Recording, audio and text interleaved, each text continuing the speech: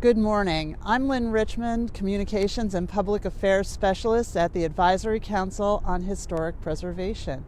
We're here in Washington, D.C. today with a special guest from Wisconsin, Melinda Young, Tribal Historic Preservation Officer of the Lac du Flambeau Band of Lake Superior Chippewa Indians. Melinda, thank you so much for joining us. Melinda, so sorry. Okay, so big burning question, especially when I first started here at the ACHP. What exactly is a THPO? A THPO, a Tribal Historic Preservation Officer, is an official designee by a federally recognized tribe who is responsible for the identification and protection of historic properties, cultural resources that are significant to that tribe. How vital is a Tribal Historic Preservation Officer to the tribe? Oh, I think very vital.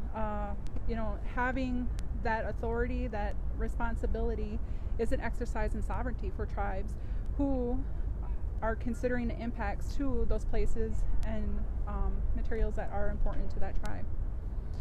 So, what is a cultural resource for a tribe?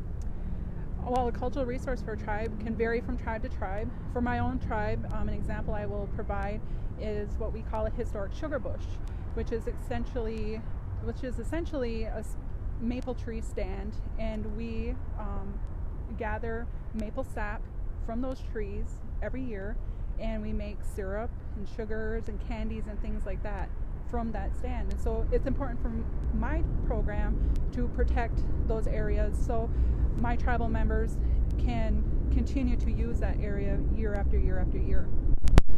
How does someone become a Tribal Historic Preservation Officer? What kind of background would be beneficial? What can they do?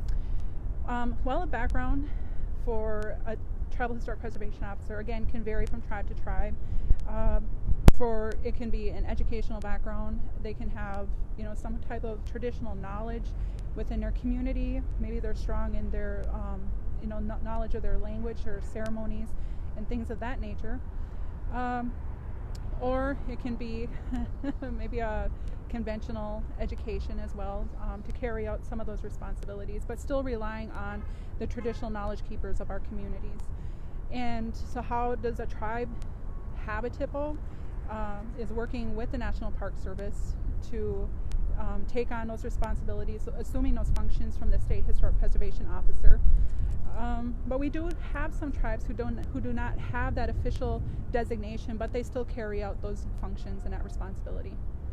Now, for a good part of this year, you've been here in Washington, D.C. You've been working with the National Association of Tribal Historic Preservation Officers. Can you tell me a little bit about that organization?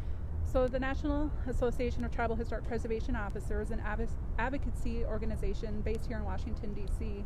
that participates in a variety of roles, mostly to advocate on behalf of tribes and their THPOs. So how do you feel this experience has helped you as a Tribal Historic Preservation Officer? Well, this experience is one that I'm so honored to have been able to have. I was out here last year for 3 months after the previous executive director had resigned, and so I helped with that transition, and now I'm here again. I was honored again to be asked to help.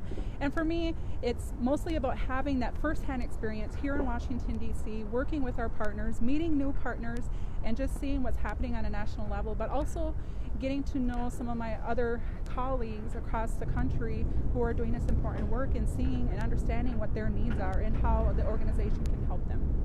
Well, thank you so much, Melinda. Thank you so much for joining us today.